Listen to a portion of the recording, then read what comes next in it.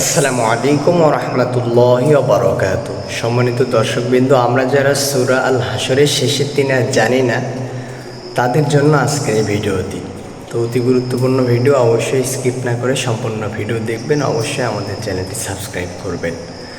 তো সূরা আল হাশরের শেষের 3 আয়াত। আউযু বিল্লাহিস সামিউল আলিম মিনাশ শাইতানির রাজীম।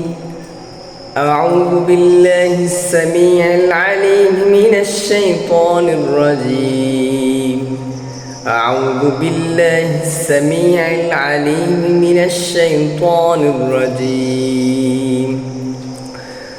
هو الله الذي لا إله إلا هو عالم الغيب والشهادة هو الرحمن الرحيم.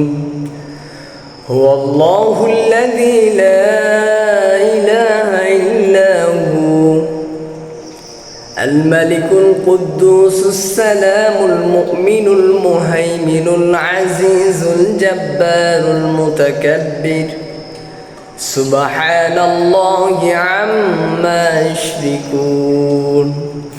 هو الله الخالق البارئ المصور له الأسماء